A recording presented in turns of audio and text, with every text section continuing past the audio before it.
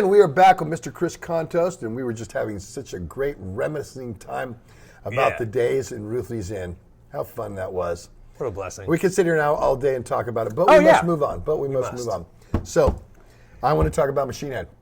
I want to talk about that. I want to talk about that whole process on joining and recording, and which will move us into Chris playing with Exodus. So talk about that, because that kind of moves in. It kind of moves in there. So the progression towards Rob is, of course, knowing him through Forbidden Evil, and then through into Violence, right? So bam, and then he just happens to be a really big Attitude Adjustment fan. He saw us a lot of times. Saw him at our gigs. Was always like, "Well, Rob Flynn from Violence is here." You know, just as I scan at the whole social scene.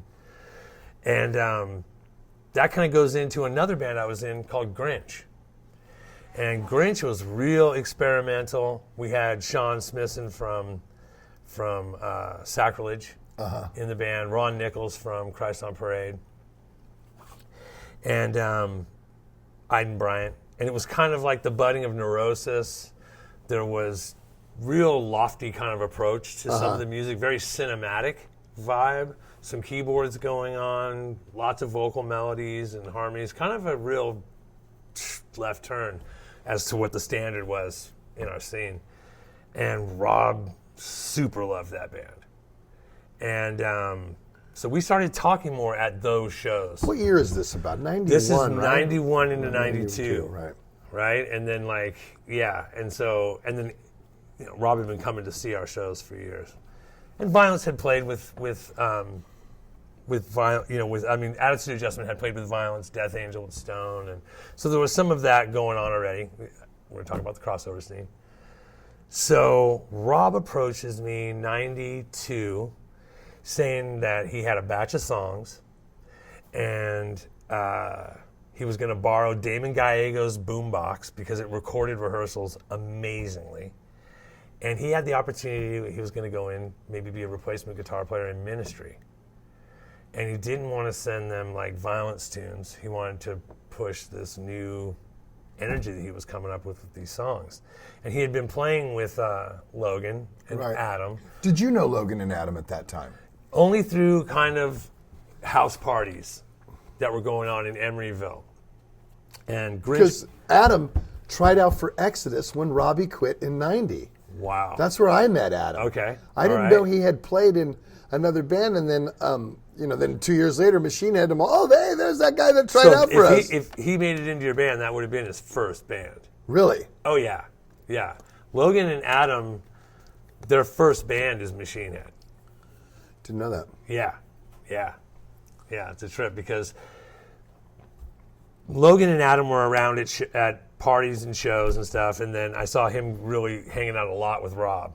And then they just, I guess naturally, because Adam and Logan grew up out in Walnut Creek together, he just came in like, hey, this guy's good on guitar, check him out. And that just worked. But they were only jamming just guitar, bass, and guitar. Hadn't played with a drummer yet.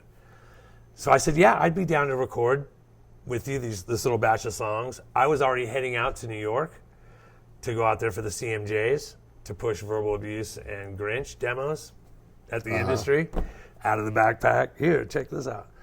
And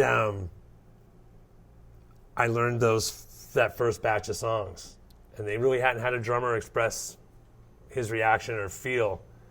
Rob didn't have like drum machine versions of those songs or anything, so I kind of made up the drum parts as we recorded that thing. We did it in a little hole in the wall at one of the original Soundwave studios, but it really wasn't Soundwave, but it's an Al Lucchese building on 42nd. And so JJ used to run that place. So that's how it happened, man. I did that song, or those 4 songs with him, and then I went out to New York and ended up meeting my half brothers for the first time in 92 on that trip, seeing my dad for the first time since I was 16. Wow. Yeah, because there was a break off there. And so a lot of stuff came down, and I ended up out there for a few months. And when I came back, they had been working with Tony Costanza, rest in peace.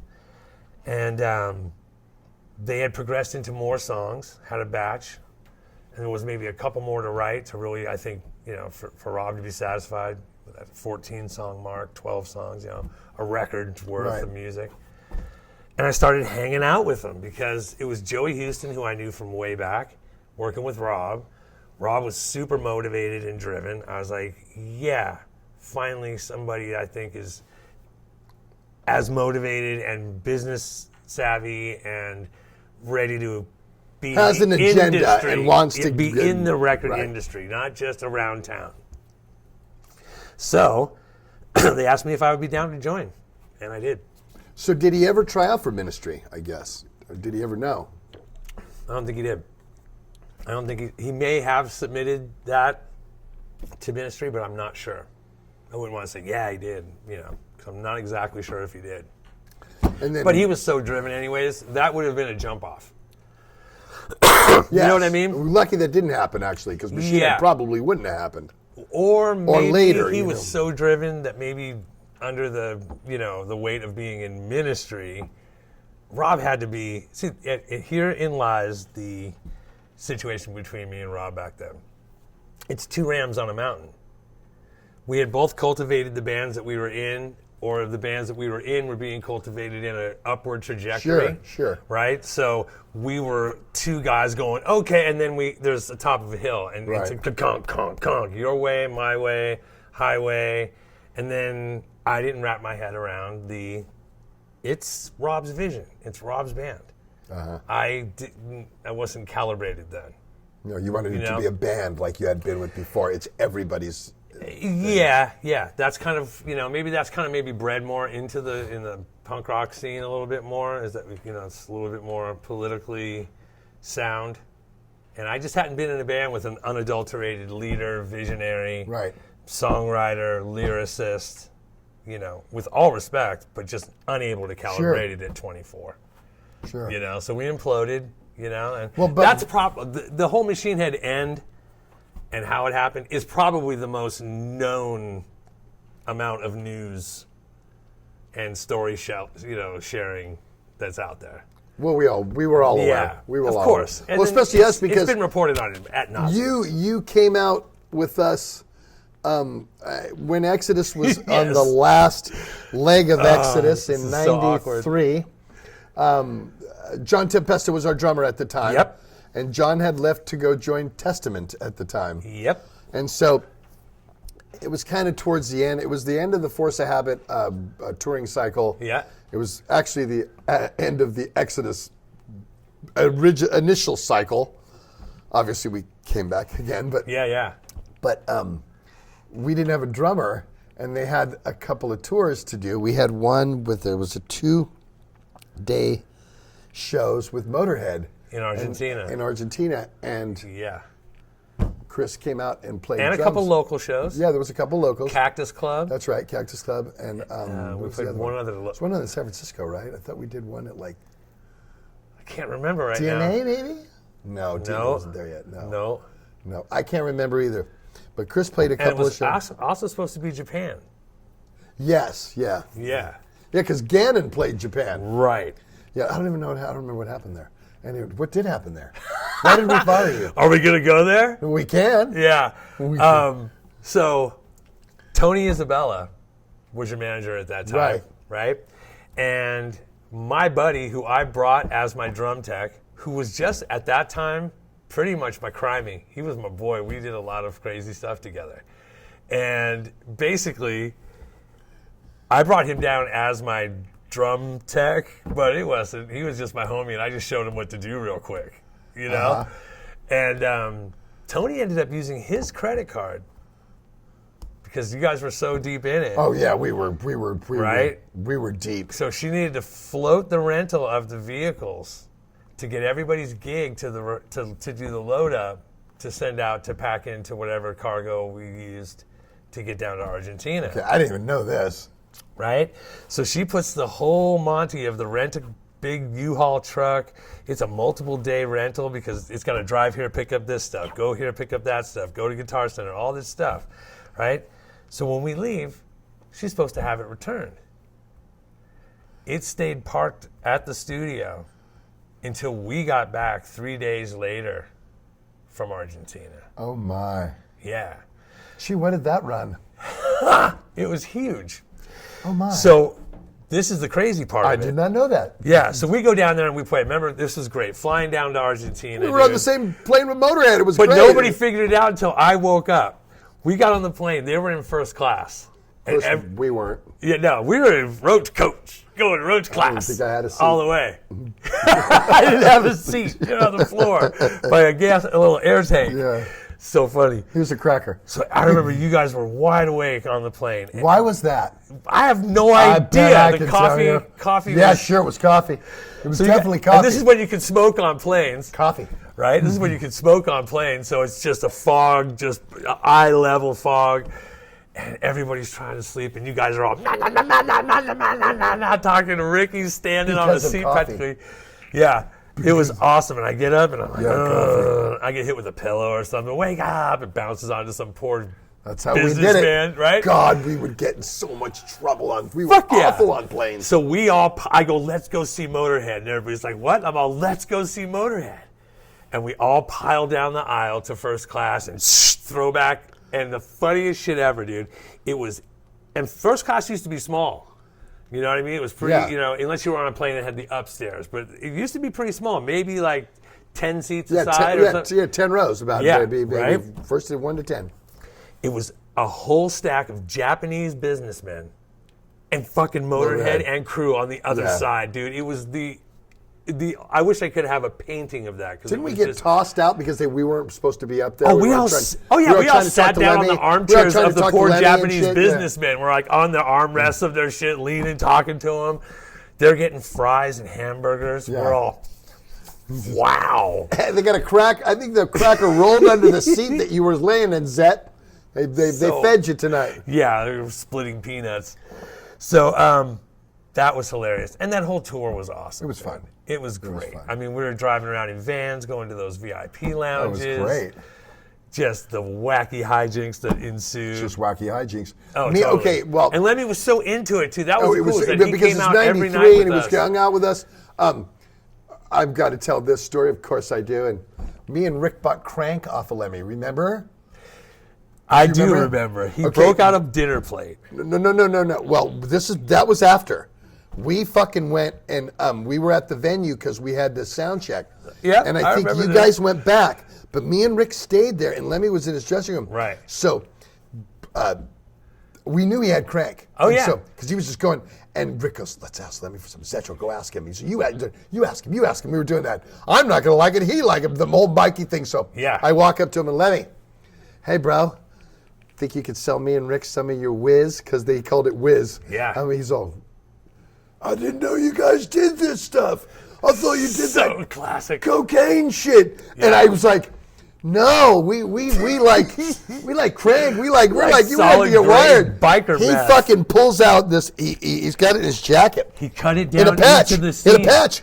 It was the seam of the button. Yeah. What he did, he had this patch that was there, and then it was Velcro, and he go, yeah, and it was right there, and he pulled. I'm like, you brought that in because back then you didn't carry. It was the 80s. You didn't fucking transport shit. You got caught with anything, you're in trouble, especially in South America. We have a story here we can tell after this. And so he gives it, and Lemmy tells me, he goes, when you're on speed, you're 80% smarter going up, but you're 80% more dumber when you're coming down. That's awesome. And I mean, we just sat there drinking Jack. Yeah. And so me and Rick, we snorted it. We put our nose. He took a spoonful, put it in his mouth. Yeah. And I went like, I wanted to puke. Because we're all dreading the drip. Oh, and you're welcoming that. You put it in your mouth. That is, you are accepting the drip. And it's like, I'm either when the drip comes, going to throw up, or I'm going to shit. This is so bad.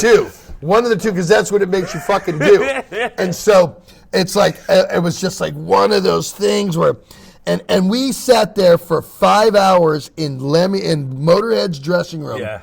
Me, Rick, and Lemmy. Yeah. Drinking Jack and doing Crank. Yeah. On not the first day, it was the second day. Remember, it was 2 days? Yeah. On the second day. Yeah. And I was telling everybody, till the day I die, I'm going to be telling this fucking story to my doubt. now I have grandkids, Yeah. and I'm telling this fucking story now. Yeah. Lemmy's gone, and it's like, I even said that I'll be telling this story way after Lemmy's gone. Oh, for sure. And it's and I tell this story, and it's just like, oh man, it was the time, it was the peace, it was the relationship, it was raw time, it was early '90s, Crazy. It was still on. Game was still on, bro. Yeah, totally. It was still on. And how that pertains to the Machine Head progression. Getting into the band was a pretty stringent questioning, thing. Really? Oh yeah. Just because of my past, I think Joey and Rob had a pretty good sense that I was maybe a wild card at that time in my life. So there was a little brain busting to get into the band. I'm not gonna lie. And one of the big facets was I had already started juggling bands. I'm in the Boneless Ones and Attitude Adjustment at the same time, and I go into Hell's Kitchen, and then I'm in Verbal Abuse. Right.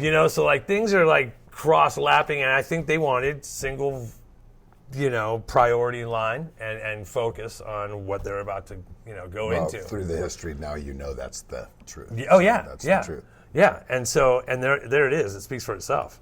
So you're not going to be in a bunch of bands, are you, Kontos? And everything. It's like, no, dude, I'm ready. I'm down. I'm focused. Let's do this. Let's attack this whole Machine Head thing. Let's go. All right, because we've been in a lot of bands at the same time. Right. I'm like, I own it. Okay. But that's a punk thing to do anyway. Drum sluttery. Yeah, exactly. So what? Need beats, got them. Right. So, boom, we're in rehearsal and fucking brrring at the studio because there was a phone in this because we're using this guy's space. It was warehouse space kind of vibe on San Pablo. Phone rings. And who the fuck is it? It's Gary. Asking me immediately to be in Exodus. Now, there were parameters there. Come down for these shows. We need you. We're in a fucking lurch here getting these South American shows done. So I'm right there in front of him. Like, here we go with the band jive. Like, the reasoning behind every band I got in that I was overlapping was a call from somebody going, we need the drummer, and I'm already in a band. Right. Rob tripped. Joey tripped. They're like, oh my God. We're barely off the ground, and he's getting phone calls to be in other bands. And I was like, I'm going. Right. Exactly. And what I did was immediately said, look, I'm going, but I'm going to wear a Machine Head shirt every night. You gave out the demos, remember? Everywhere you went. Hundreds of them. I gave out the demos. Yeah, you guys were. We were so behind you and what you were doing. Yeah, and that's awesome, and that was great. And that's what I said. Look, like they're not going to support the fact that I'm in this new band with you, and totally, it's going to be a whole press smear for you guys, straight up. I'll interview about it if I'm asked to. Boom. So it worked out, and it was great. And dude, we did get hell of fans when we ended up going down on our own in '95 to Argentina. There were stems there completely from that demo. I mean, kids with them to sign, talking about, I got it at the fucking Exodus Motorhead shows, at the Obras. At Obras, yeah. Dude, what an insane. So me and Eddie stay an extra 11 days. Yeah, that's right, you did, huh? Right? And we got the same hotel rate that the bands were all getting, which was super cheap. Right, so Eddie's going to drop his credit card on it. So, right, so we go down there, and we stay and we party and we have a sick time, and we go to check out of the Sheraton, and fucking credit cards maxed, me, because of the van rental, right? So we're like, we are utterly fucked. We are in Argentina, credit cards maxed, utterly, yes, with a fucking 11-day tab, right? And there's booze in that. There's, everything on that. Destruction of property on that. I love this. That's my favorite one. We're buying doors now. I love that they're buying doors. Booze, food, hookers. So we get this girl who was cool with all of us the whole time we were there, because remember Julio Iglesias' band was there at the same Gabriel. time. Yes. The boy. Yes, the son, yeah. Right? So that's why. No, was it him? No. It was Ricky Martin. It was Ricky Martin. It was Ricky Martin. That's right. It was fucking Ricky Martin. And remember, we go to get in the hotel, and they wouldn't want to let us in at first because they thought we were like. And we thought we had fans there. We're like, oh my God. Look at all the people at the hotel. We must be rock stars. Yep. And we got there. Ricky Martin. And they were there for Ricky Martin. Yep. And That's a funny right. side note, and I'll send you the picture. Because he just had left Menudo or something like that. He just went out on his own. Oh, yeah. This wasn't even La Vida Loca. Oh, hell no. He's cut his hair by then. He still looked like Yeah. Andre Agassi at that point. Exactly. So I'll send you a picture. My buddy looks like Ricky Martin. I got a picture of Mickey D, my buddy Eddie, and Lemmy. From that show, backstage, had just killed a bottle of Jack between the three of them. Before I could run and get my camera, the bottle was gone, empty. And I've got a picture of Ricky Martin up in the corner. It's hilarious. You got to check it out. Really? Yeah. It was hilarious. So this girl, because remember back then it was still the cha-chunk. Oh, yeah. Right? And she said, I'm going to charge you for one extra day in the hotel, and I'll be able to float this. And I'll say I misplaced it, because she does, and that happens. And I'll turn it in then to get cleared, but you got to go home and fix your credit card. She basically let us out of the country. Wow. Did you have flights back? We had flights back. And of course we got stopped because there was just a cop in the middle of the freeway in the slow lane going over with a machine gun. And if somebody drove by, he'd be like, damn it, over. Remember, they used to do the highway scams. If they could move your car, they'd give you a fine for the e-brake. They had all these ways to jam you up for money because what they made like $8,000 a year, or something as a cop. Come on. Corruption. The Exodus. I love that song. So yeah, that trip was great, dude. So I get back, and the machine head thing takes off from there, dude. I mean, we do that demo, fuck it all demo. That gets passed around. Brovoy Kurgan plays it for Monty Connor. Yep. The rest is history. Yep. Insanity. Yep. About 1995, right? 94. Comes out, we record it in 93 at Fantasy Studios, mix at Scream Studios, and then it goes to the record label, and kaboom, dude. Gets released worldwide August 9th, 94. Yeah, you guys did really well. It was awesome.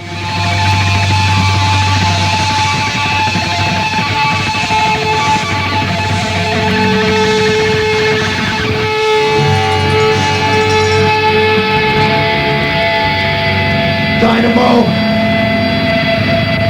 This is the Machine Head's last fucking song.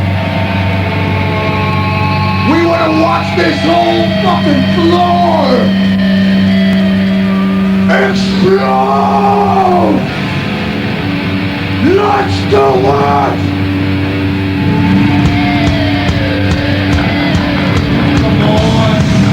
Come on, motherfucker, come on. Come on, motherfucker, come on! Oh, motherfucker, come on!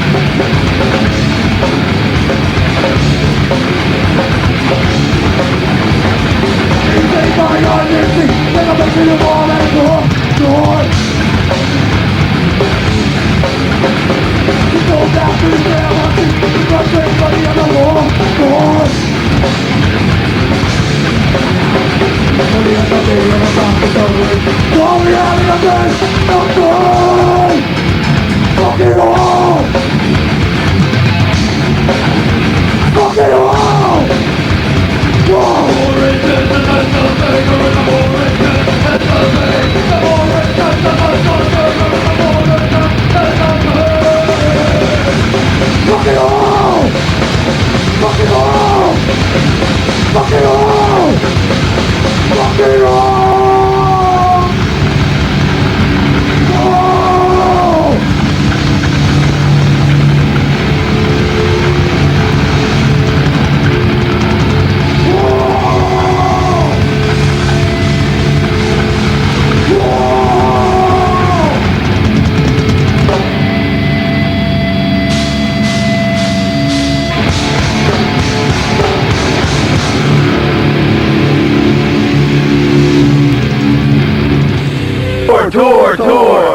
on tour now? 11 months. 11 months, Yeah. man. And you're on the Jack Move edition of the Headbangers Ball, touring with Machine Head for the next couple days. Barcelona, France, getting crazy. My toes are out. I'm kicking it in the sun like David Lee Roth. What up? Yeah. This is our tour now. We took over the whole show. Let's go check this out in here. Hanging out in here listening to Korn, new album, amazing. This is the dressing room. Robbio, Lolo Vato over there working out, keeping the health ethic going. Important facet there of the whole Machine Head thing. Let's go talk to some of the crew, some of the people that are helping us out on this whole tour. Let's go. Pow! First of all, back up. This is Simon. How you doing? He's our monitor man. He's been on us for the whole tour, giving me huge bumping kick drums and amazingly singing toms, doing a great job. He's the man.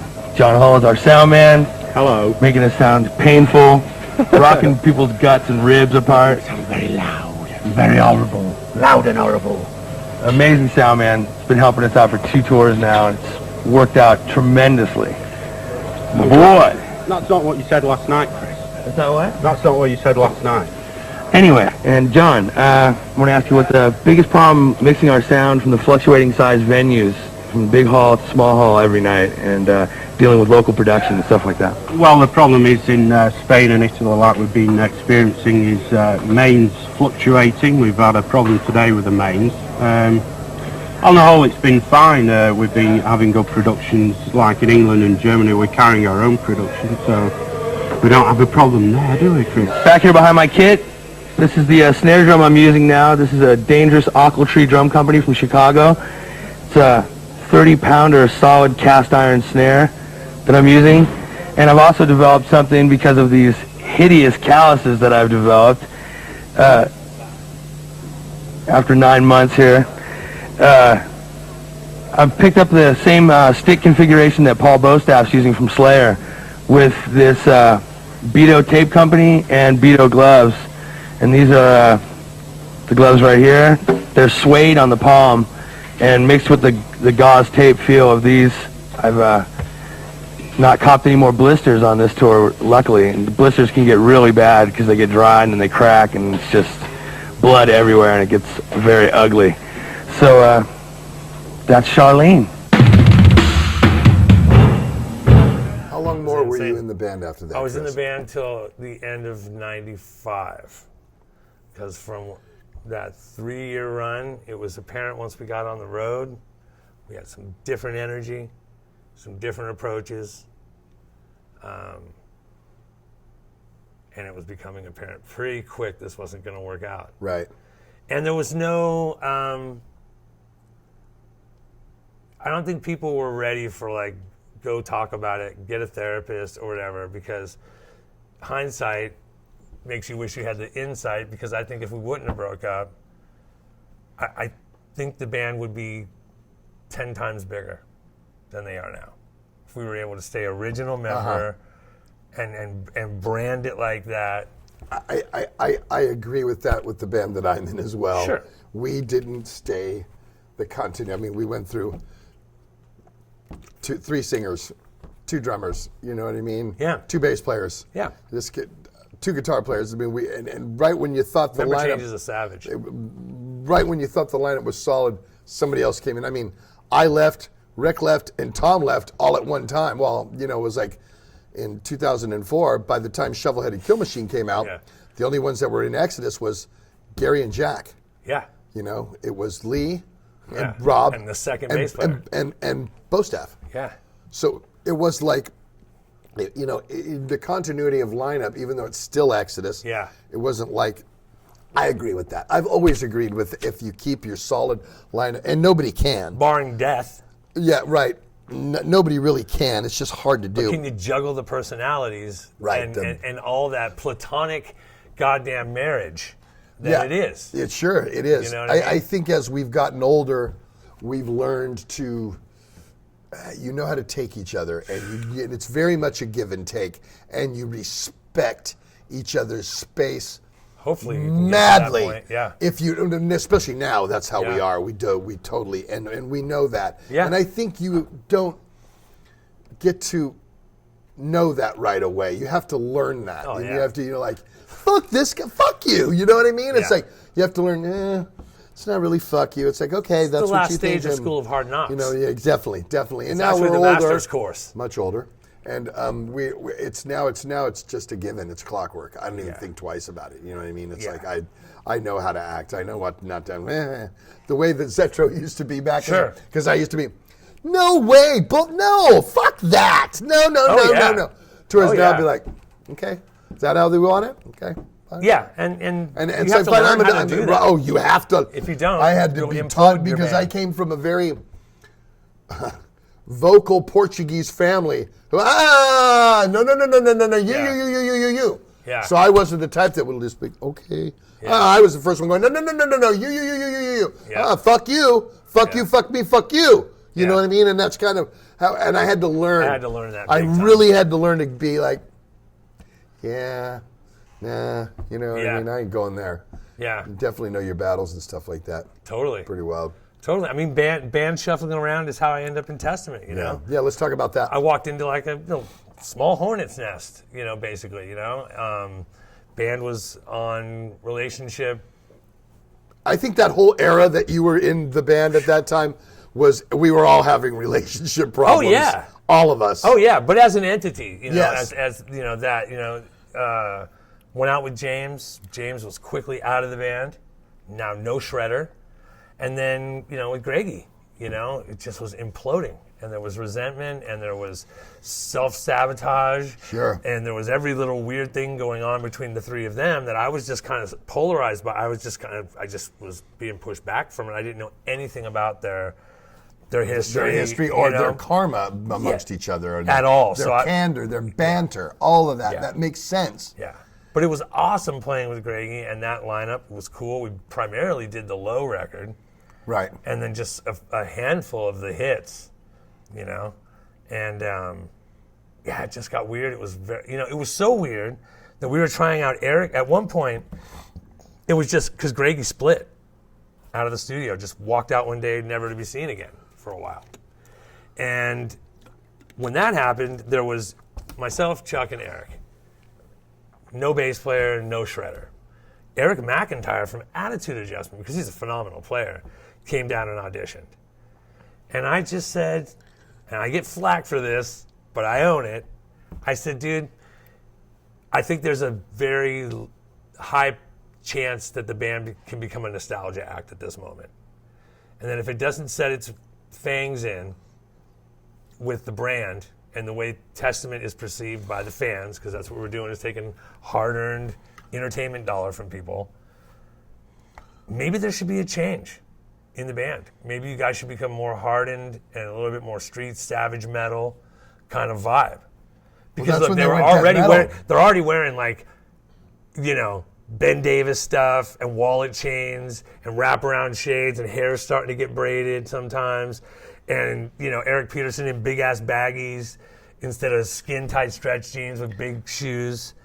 That vibe was changing. The fan wasn't. You still had the dude showing up in stonewashed moccasins and a half shirt that's been fringed, like overkill. Hot.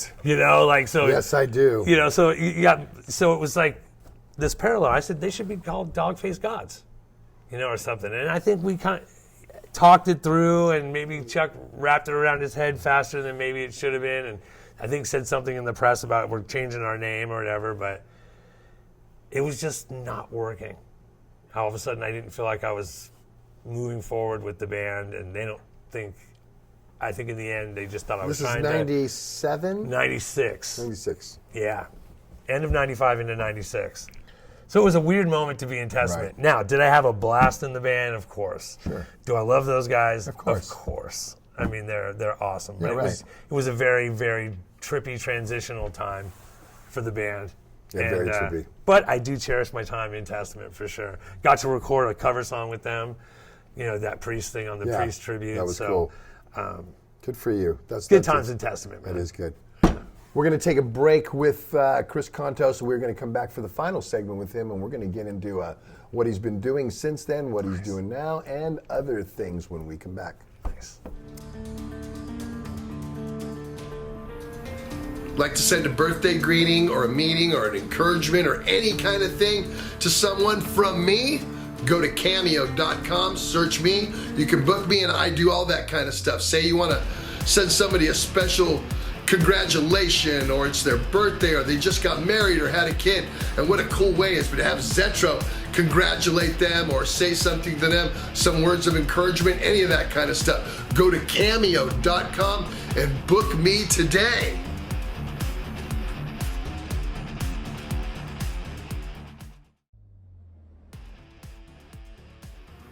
What's up, everybody? And you want to know where you can go to get your Zetro's Toxic Vault official merchandise? Go to seasonofmist.com. They're in the United States and they're in Europe. Check this out.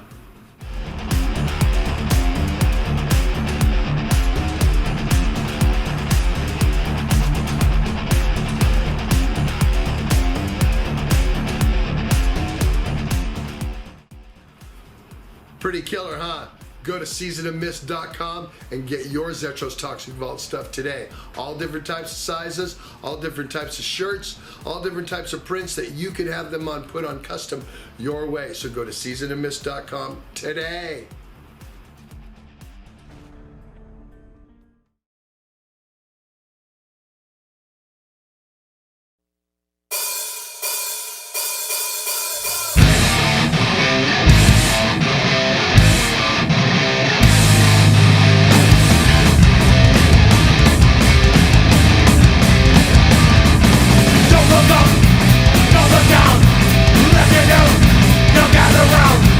Don't look at me,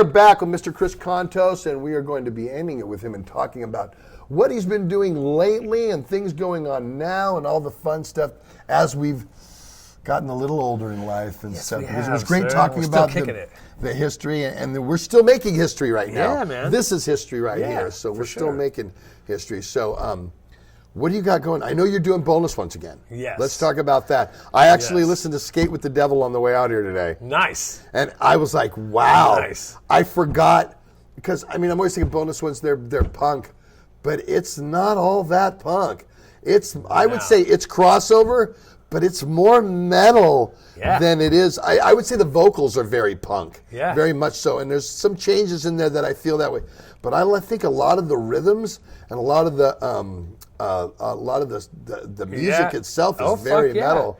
As we were talking about Joe Satriani students earlier, Luke Skeels, the guitar player for the Boneless Ones, was one of his students, right? So he comes in after Tom Montana. Tom Montana was the original guitar player for the Boneless Ones. No way. And wrote a lot of those early songs. Tom was great. So that's why it has that kind of ruckus metal And he was vibe, ruckus right? because Tom Montana was actually a guitar player, but he was a tech for Exodus for years. Yeah. He did Gary's guitars for years, so we knew what Tom was worth. Wow. You know, and Max is all about Berkeley, and that crosses over and spills into Lonnie and Rick Hunel at the Deaf Pool skating, and the whole Get Rad moment, you got to remember, is just still in flux with BMX and skating, right? And there's skate punk, and there's that whole thing, but then there's just the long hair meets the short hair skater people, and then the music starts to blend, and Devo's being played, and the Stones all of a sudden are in there somehow, but it's in new wave British heavy metal, and it's new punk music, and it's like this amalgamation that happens in Berkeley. Definitely. So with the Boneless Ones, there's a tongue-in-cheek, we're a metal band thing going in to that band from the beginning. They had Tim Stiletto on drums, who is a punk rock Tommy Lee. The dude recorded the record doing stick tricks. Do you know what I mean? Yeah, sure. He recorded like that. Stick flips amazing. on grabs, all the Tommy Lee stuff. And it's on the record. So you can't even it's seamless. It's seamless. He was an amazing drummer.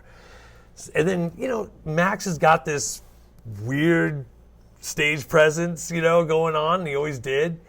And it just worked, and that record is awesome. And Luke's skills are all over that album with the trills and the hammer-ons and the bar dives and all the smart riffage and chordage and stuff like that going on, you know? And and then it just goes boof. It's got and you do 86. You actually do a really good cover on there too, but it isn't a cover. Right. Keg kept it flowing. Keg kept it flowing. Yeah, and it's train kept it rolling, but it's keg kept it flowing. Right. Go check it out if you haven't. It's the Boneless Ones, Skate with the Devil, right? Right. Came out in about 96. 96. Yeah. Actually, iTunes says 94. Does it? I was listening today. It said 94. Maybe they're coming with the formed in. But it is skate. But check it Skate out. for the Devil. Yeah. If you haven't heard it, it's really good stuff.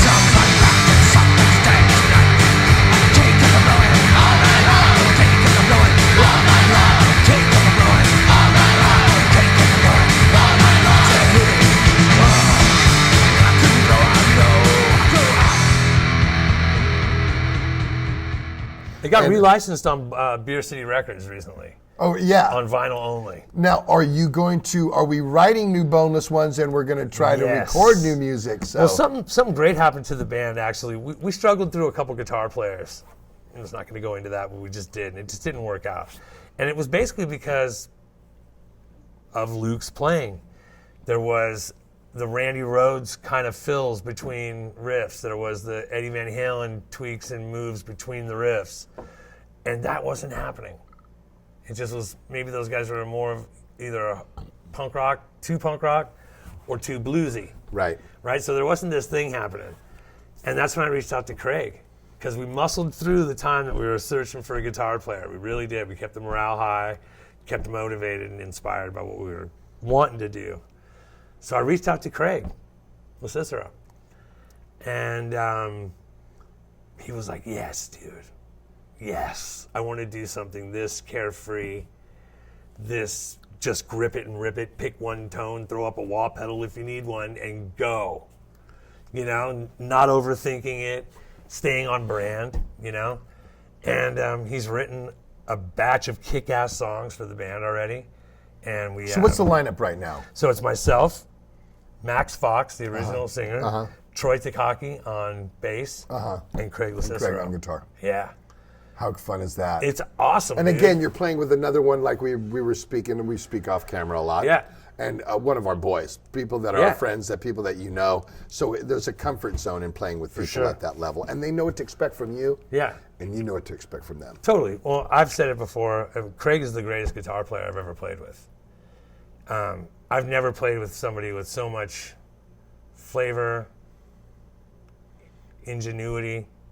No, you played with Gary Holt. Yeah, but I didn't make music with Gary. Right. While I was in Spiral Arms, dude, the music we were making, I feel, was next level. Whether it's everybody's bag of tea, it was some of the best music I think I've ever recorded was playing with him. And his picking hand is ridiculous. I played a little bit of the new Boneless Ones stuff off of our little home recording studio for Rob Flynn, and he was like, God, Craig's picking hand is just ridiculous. Like, just listening to just the exacting approach. And I love playing with him in this band because our last project was so serious and so epic and so arena rock. You know, somebody's got to open for Stone Sour approach. Right. You know what I mean? Like that vibe. So this is just, go crazy, you know? And still a super tight, you know? Sure.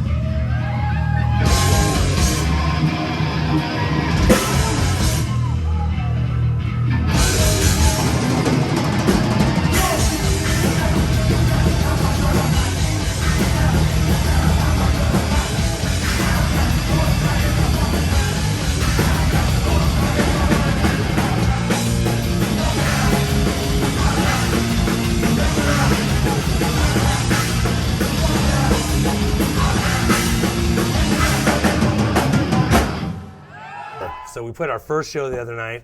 At the Exodus benefit. Yeah, with Craig. Because we played in 2019 at the Haight Street Fair, and then we played the Blue Lamp on the last night it was open in Sacto.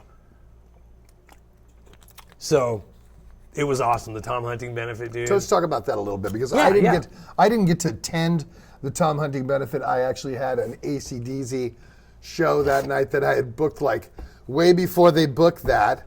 And I'm one of those guys that is a man of my word. And I booked the show, and even though it was my boys, you know, his benefit, and I should have been there, and I thought, but I can't break a commitment. I'd already, signed sure, the contracts to play this gig. You got to see it through. And I felt funny to do that. She was using us, a promoter, as the headliner and the draw. Sure. And it drew really well. Yeah. And I get that. And then it was great because I saw the video footage from it from the next day. It was just awesome. Yeah. And were you on drums for A Lesson in Violence? Yeah. Okay, because that was just killer. And Kate singing, and it was just great. It came off awesome. And get Rick and Gary to come on. Beat it. Well, I hadn't played with them on stage in 30 both years. of them since the show in Argentina. How cool is that? Right? And it was super cool, dude. I mean, I when really we got wanted approached, to be I wanted to sing. I wanted to go up and sing. we were hoping you'd make it, but then when I heard you had the gig, I was like, he's gonna do the gig. We were the last ones on. You got a gig, you got to do it. I have to do it. I knew it, and it was so. It was one of those things. Tom didn't attend, did he? No, because he had his surgery on the 12th. Right. He's recovering right now. When Gary called me, that was the plan. The plan was hopeful to have you, all four of you jump up. Right. Because I think Jack wouldn't have been able to make it. Jack's the only one because he lives in Nashville, right? Right. So it would have been like the four somebody of us, play right, bass, but right. it's going to be us. Yeah. And then that just kind of got dismantled down to. But I think it was. Me and Rick are going to jump up on stage. I thought it was great with Caton and yourself. It was just great. Yeah, Max was singing the second verse. It was and all killer. That. It worked out really well. Super fun. The fans had a good time there. Totally. It was for a great cause. Yeah. You know what I mean? Yeah. The cause is still going. They're still raising tons of money for Tom. Oh, yeah. And he's feeling the surgery went really well, and he's going to be a lot better. And we start on tour actually August 5th. October 5th on Bass Strikes Back tour in San Luis Obispo. Yep. And Tom will be there. Tom will be there. Fucking kick ass, dude. Tom will definitely be there. Yeah, when we got approached to do the show, it was going to be at one spot where we could only have like 100 people, and it was like, 3 bands, and just I felt like, it just seems to be a little rushed. I'm picking the venue, and then they were able to, Tina Mattis was able to get it to the Holy Diver, which would allow 300 people. Right. And then, I've done a bunch of these kind of benefits and stuff for people, and the best way to make money is try to get an auction going and try to get, a raffle going. Yeah. So I just started reaching out to our community, bro, because everybody knows me like that anyway, so it's not going to be weird to have me call up Johnny Tempesta or reach out at email Tempesta or Mike Portnoy or Roy Mayorga or, all the heavy hitters. Exactly, and just go, bam, Death Angel, what you got? Fucking boom, we're doing it. And so we put together this auction, and the auction did killer. And so many people donated so much great stuff, signed heads, signed symbols, all these cool things that we were able to put in there, plus like some gear and this really cool sculpture and everything, and it got fucking a kick-ass amount of money. Yeah, Walter and I did some. I took the old Thrash of the Titan sweatshirt that I had wore to work for like ever. It was like faded and bleached in different colors, and we auctioned that off. And I think, Walt, you got around 300 for that? Sick. Something like that, and we donated almost 600 to Tom. Have we done that yet? We haven't donated. We're waiting to do the Behemoth jacket. Oh, that's right, the Behemoth. That is sold yet, right? In conjunction with Behemoth. We haven't put it up yet. I was waiting for the auction. Yeah. Sick. Yeah, but we got about almost 600 that we're going to throw up to his thing. So it's great. That Everybody did what the they metal could, community. man. It's amazing. Come on. Who's got a bad word to say about Tom Hunting? Never have. Nobody does. Never have. He's the nicest guy. He's the greatest guy. Everybody came to his defense, and everybody's pulling for him. And I'm telling you, Tom Hunting, if he's not the strongest guy I know, he's one of the strongest guys I know. His going on tour regimen is a Rocky V training. Sure. He chops wood. He runs up mountains. Yeah. When he goes on tour, he's like ready to go. No doubt. And there's nobody stronger than I knew when I first heard this, that his affliction. I told him, I called him, I said, you're going to beat this. You're going to beat this. And everybody's confidence was that way. But I knew he would handle this because he's just very positive guy and very strong and very, together. Got his stuff together. And again, the music community came together. And, everybody from Kirk Hammett to Chris Jericho Yeah. We're donating money Totally. to his case, and Gary threw up stuff to buy for him, and Gary donated, and Yep. we're all on. I believe they're supposed to. Will Carroll is telling me that Yes. they're trying to get a second one for the San Francisco area. Yes. So, and I said, I thought I saw a flyer for it. I said, well, AC/DC will play, no problem. Sure. I would love to go up there and That'd be badass. do that and hang out and I'll sit in with anything else you guys want to do. Yeah. You know what I mean? So Because they're going to keep the GoFundMe going. Might as well. It's a long road. I so. tell you what, the bills are, There were people that wanted to donate things that we couldn't, because we could only put a certain amount of items on the auction Right. page before you have to go like to their premium package or whatever. Right. So cool thing was the guy that runs the auction at Pavey, he kind of sold out to the whole idea of the thing, and he gave us the website for $1. That's good. You know what I mean? Well, nobody's trying to make money here, man. We're No, trying to help not one of at our all. boys. Yeah. You know what I mean? It's Not got at all. that's got to stop at some point. Yeah, you know yeah. what I mean? Yeah. So it's But just it was like- pretty complicated to put up the auction without without tax ID numbers. Oh, sure. Connected directly to his Right, GoFundMe. right. It was a process. Well, yeah, Bungie Brent, I don't know if you know the photographer. Yeah, I know Bungie very well. Right, so he did the whole thing, and he also took on the live stream. So, got to give a lot of love to him. Yeah, for- Bungie did for the whole great. thing. He shot me, shot the Atriot boys. I Yeah, know him he's for years. amazing. Great guy. Okay, well, tell us what's next. Let us know what's next for Chris Kontos, what you guys are doing, what if you're doing anything else, where they can get your stuff, all that. Tell them all. They want to know. So the next show we're doing is October 23rd at the Ivy Room with DRI. Love the Ivy It's Room. going to be sick. It's going to be packed. Is Hatriot on that? No, it's Retox. Because I know that Hatriot's But on one of the. they might be on one of the Sacto shows I or think Santa Cruz That might or be something it. like Yeah, that. maybe that's what it is. Yeah, DRI's hitting smaller like you wouldn't expect us here clubs. Right. Which is awesome. That's cool. Yeah, and when you Well, bounce back, it's got to be smaller anyway, so Sure. boom. So that's the next thing. In October, we're going into the studio just before that to record the new Boneless Ones record, which we're super excited Is there a about. label? Is there something like do so there'll be a release, a known release and all that? So what we're going to do is we're going to go ahead and do, digital release and all that stuff so people can find it on that platform. And then with Beer City Records, we're just doing vinyl. Great. And that's backed up to God knows when, and CDs are even worse. We know that. And if anybody buys hard copies, thank you so much for actually doing that. I do. But it just doesn't I love fucking them. happen that much anymore. So digital's where it's at. So yeah. I like to feel it. I like to open it, So look do at I. everything. I I'm like that guy. read the liner notes. Yep, I'm that guy. I sat on my bed when I was a kid, put the record on side one, Yeah. laid there and read every lyric, every word, who producer, who was the photographer, who the road crew was. And that's how it all hit us. That Yeah. visceral, that visceral moment. Sure. Textile gatefolds. There's a spinning wheel in this record. Whoa, what's that? All the tabs. Right. Reading all the liner Sure. notes. When you bought Rock and Roll Over, remember the extra, all the shit that you got extra, Hell the yeah. gun, in Love Gun, That's you got Love the Gun. You get the pop you got gun. the pop gun, and Yeah. I just dug that kind All of that shit. stuff. When a record opened up like that, it was like, Yeah. how Yeah. cool Lucky is that? enough to be part of the Digipack Totally, era of yeah. CDs at least, because Right. those made more sense to me. Sure they did. Felt like a record. Yeah. Remember that bubble gum that used to come in album covers? Yes. Right? That was the coolest shit ever because it was a little album cover. You're like, oh. Yeah, the little it's- Judas. I think Judas Priest was one of them, and Everybody did it. Like Permanent Waves, Yeah. Rush. I had a Glass Rush. Houses by Billy Yeah, Joel. Blondie. Blondie. I Pat had a Benatar. Yeah, Pat They did Benatar. I had a whole Pat line. Benatar one. They did a whole I line used of to them. go buy them just because I Collect like them the all. album covers, but I would Same always reason. eat the gum. Yeah, and there was always that nasty gum, But too. that would break because it was always like gum you got in Dry. the fucking baseball card shit. So Dry. after 4 chews, the fucking flavor's gone, But exactly. It was Exactly, one of those dude. things. Yep. So we're doing that, and then we're just pressing forward, man. I would hope that at some point we're closer to the 30th anniversary to the Machine Head Burn My Eyes moment. With the pandemic, like totally Yeah. crushed that. I don't know if you want to talk about the whole getting back in Machine Head. We can. thing Oh, at all. yeah, we can. We can totally get into that. Because that was kind of Let's- like, for me, like a huge life changer. Yeah, come into that. Let's You talk know? about that for sure. So, one other thing I wanted to maybe talk about too, which is just the only reason I'm here kind of thing and alive, is BMX. Because that was an absolute lifesaver for me.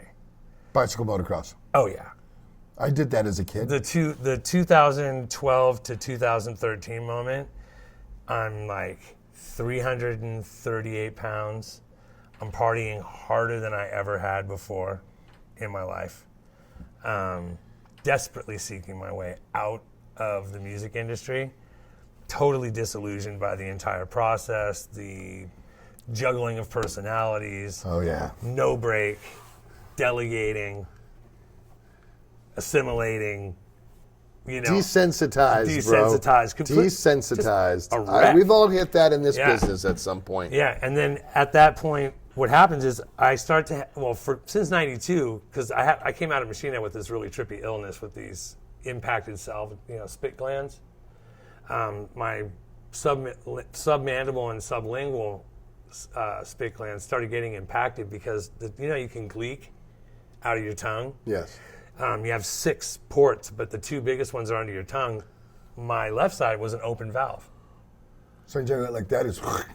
Yeah, and that started to come on big time 90, 91, 92. By 94, I'm having episodes with this thing swelling up. Get the fuck out of here, really? Yeah, and that's eventually what also led to me being a bit of a cage bear in that band, was these recurring sicknesses. On the Machine Head tour, I was hospitalized, went to urgent care like 4 different times. The initial time. Yeah. Not this last tour that you had done for the... Oh, hell no. No. And so that's what saw me kind of out of Machine Head. It got really bad in Japan. I reached out to my friend Walter Ryan to see if he could back me up and go to Australia and then also go do Donington. And in the meantime, I had this procedure, and when I was getting these little stones, these calcified stones in my spit gland. And it went bad and bad and bad and bad and worse. I had the procedure a few times over the years, and then 2012 had a massive blow up. And at that point, I was a pre-existing condition, so I couldn't get any health care. And next thing I know, I'm in the hospital again, and they do a C scan, and I had a thumb-sized stone in my sublingual. Was just now completely just full, and the submandible was all atrophied. So they go in, they do this surgery, and at the time of the surgery, I just wasn't even prepared health-wise. I was a wreck. I was partying, drinking, going out all night to the Metro. This is 213, 214? 212, 213, yeah. And now I'm booking shows at the Metro because I'm like, I'm not going to be in any bands anymore, but I can't get away from the music scene, so I'm going to help bands get shows. So I'm doing the small room at the Metro. And that was like taking $10,000 to the curb and burning it, because that's just a rugged business. It's the worst. Yeah, right? So it's like, worst. So I'm like, So if you want to lose money, become a promoter. Exactly. So I learned that hard lesson. Not like I didn't even know it, but I thought I'd reinvent the wheel or some shit, right? And I go into this surgery, and the whole thing goes sideways. I have massive swelling. I have, all this blood loss. My heart stops. They induce a coma, propanol coma. I'm supposed to be in for like 15 hours tops. Well, I woke up 4.5 days later. Fuck. Right? Missed the Raider game, and I was out. And they were like, well, he's supposed to come out of this, and he's not, so we're just going to ride it out. So I wake up, I'm like, And there was 2 things on my mind. How unhealthy I was told going into the surgery I was by my doctor, who just broke it down to me, like, you're killing yourself this way. And riding BMX. Like, there was some kickback that happened in my brain that said, oh, you want to go Wayback Machine and fix yourself? Remember this guy? And not that I raced or anything, but I was just a bop around town on the best BMX bike you could probably want to mow lawns for back then. And was around Darren Bonilla and Bob Madrana and Richie and Ronnie Anderson at these hotspot kind of guerrilla BMX spots all around Pleasant Hill, Concord, and all those. Oakland. Me and my brother used to race in Oakland up by Hill. Lake Merritt. Oh yeah, up by God, where was it? Right off of Keller. Keller, right up there. Yeah. You come up and there was a track up there. Me and my brother used to race on a Saturday. We'd go there. So my mind just went bing, and I was not really conscious of it, but I was done with music, and I was going to chase this. And my family, I'm like in the hospital, and then I'm home on the laptop, and I'm ordering, looking at BMX stuff, looking up all these old racers I knew who used to go race, and I was like, I play drums, so I can't really go too hard because I'm going to get hurt because everybody's in casts and crutches, right? So I start chasing this thing. I start getting information. I start changing my diet, man. I start doing all this stuff. I reach out to my friend Thomas T., who's been racing this whole time, invites me out to Napa. I got all the gear. I got the bike, and he puts me up on the hill, and he goes, all right, dude, just try to stay loose on the bike. And he like covers his eyes. He's like, you're a drummer, dude. You're not, what are you doing? Like, you're going to break your arm. And I go, come back. He's like, okay, you need to loosen up a little bit, but do this, do that. And this starts this insane curve where not only do I lose 129 pounds in 7 months, but I win multiple local races, take a state championship trophy at state, championship, go and do a national, win nationals, and then everybody tells me, you got to go to the Grands. And I'm like, what's Grands? And they're like, well, it's the Grand Nationals in Oklahoma. I'm like, what? They're like, all these old schoolers, like, you got a real opportunity. Are you paying for yourself at this point? Oh, yeah. Do you have a sponsor? BMX is all pay. Oh, really? You can get sponsors that would be gracious enough to maybe hook you up with a part here and there. And, BMX, they're not kicking down. There's no money in it. It's very niche. People, when I tell people I ride BMX, they think I'm doing Superman seat grabs and X Games stuff. Right. Because that whole 4 turns, 8 guys on the gate, it's in the Olympics now, and this year, actually, it's getting a lot of coverage in the commercials and stuff, and I think it's going to get a good, nice look from the Olympics on TV this year. So it's been in since 2008. But the community that I met, the vibe that I met, a lot of people in recovery there, a lot of people who like lost themselves there in the older brackets. And then there's all the vibrancy coming off the kids, 3 years old to 25, right? So there's there's 2 separate groups of people who are like yourself who said, I used to race or whatever, right? It's those guys who are like, give me back my shit, kid. Let me squeeze into that helmet. I invented this shit. Right. And I need it back. Tape up the knee. That's great. Yeah. And so end up winning Grands. And that was just an insane progression. But also, I rode a lot of crazy off and left a lot of crazy behind me on the track. Good. And it was a metaphoric kind of unshackling from the music industry and having to not be able to move forward in life without 5 guys in my life, all on the same page, all symbiotically Just something different to do.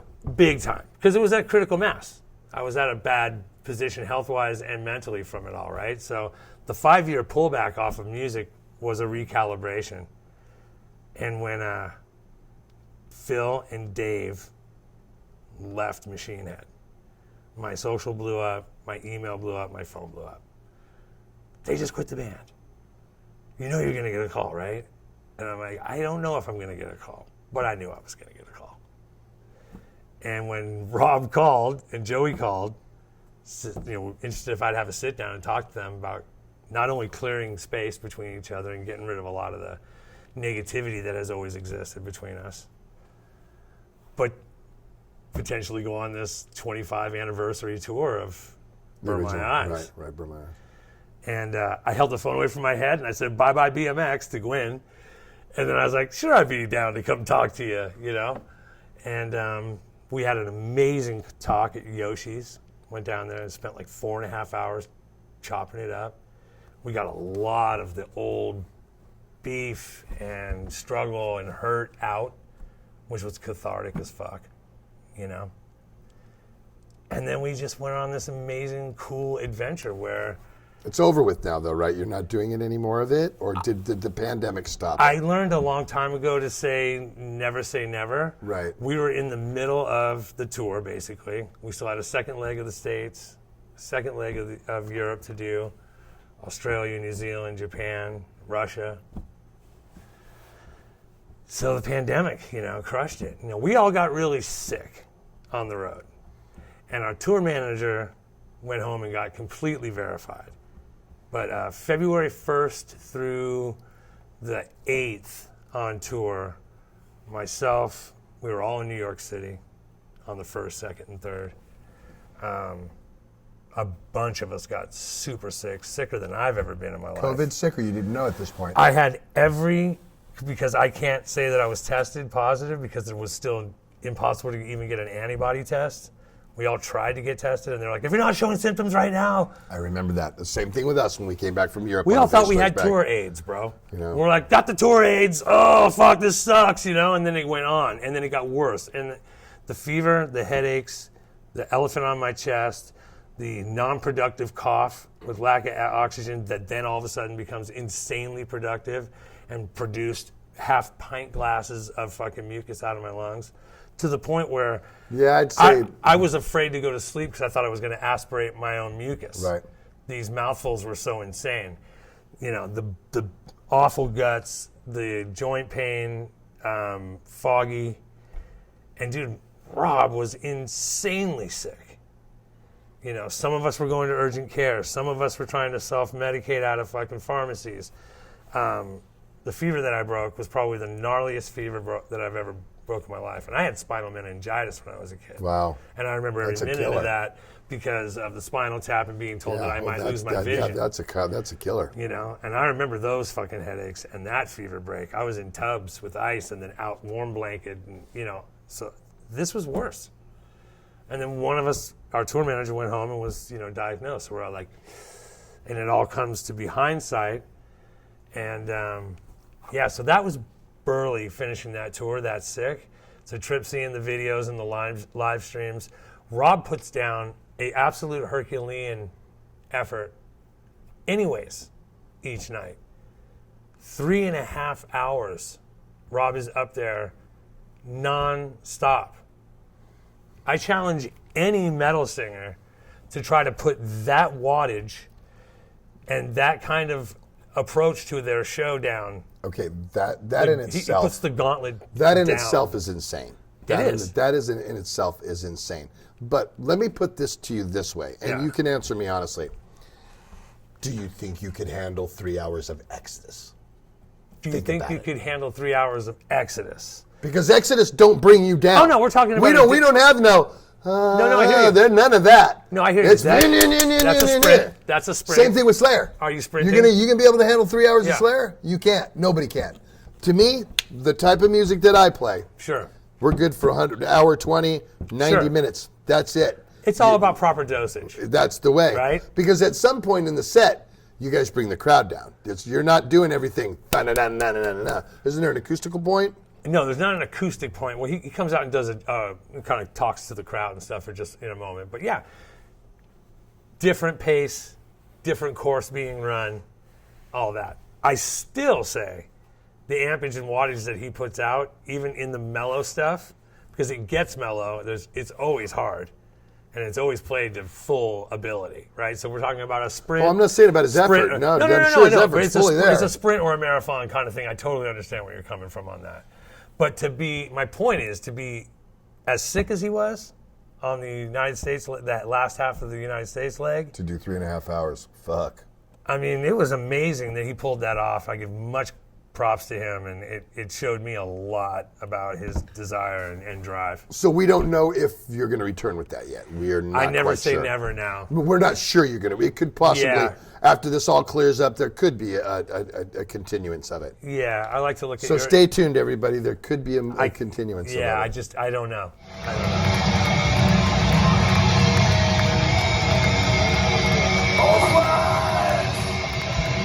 Do you feel free tonight? Do you feel free? Favorites, free on the way with a shot complete.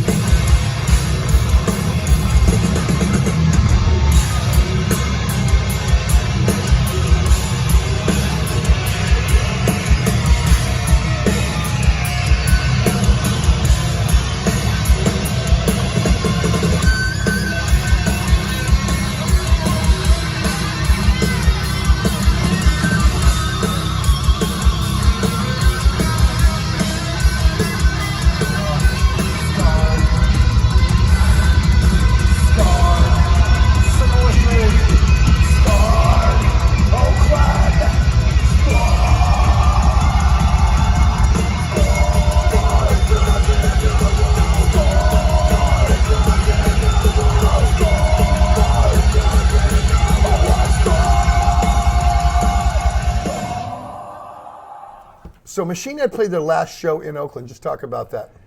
Yeah, that was amazing.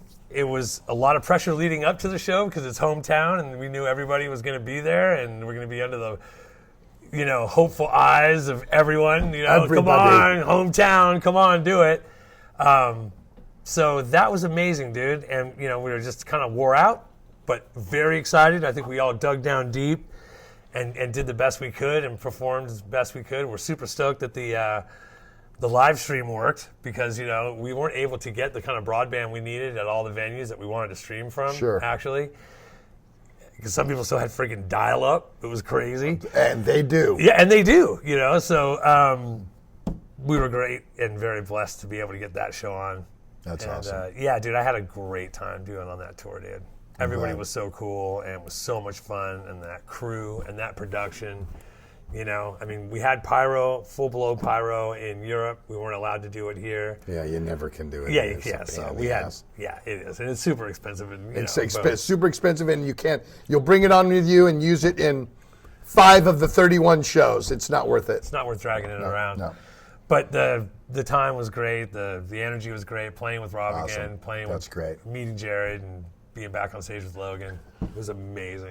Well, I'm glad you're doing well. I'm glad you're back doing stuff with the Boneless Ones. You got cool. LaCicero's ass doing something heavy. Boom. Good for you. Yeah. It's awesome.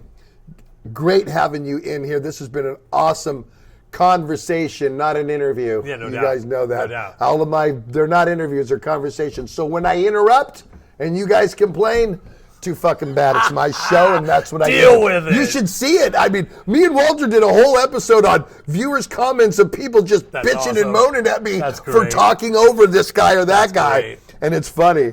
It's funny. You guys know who you're dealing with. Come on, exactly. Where'd you think I got this mouth from? For Christ's sakes, how do you think I got my job? I wasn't talented at first. I knew how to sell it. You know what I mean? I don't even think I ever got talent. I still think I'm fucking selling It's all verbal razors. You fucking guys, you know what to do. Leave me comments. Let me know. If you have Chris Kontos stories, I want to see them in the comments because Walter and I will do a whole episode of viewers' comments and we'll talk about them. If you have not subscribed to Zetro's Toxic Vault, come on. What are you waiting for? It's free. Just hit the little button, boom over it. Believe me, it helps my numbers with YouTube. And again, leave me comments. Let me share this page.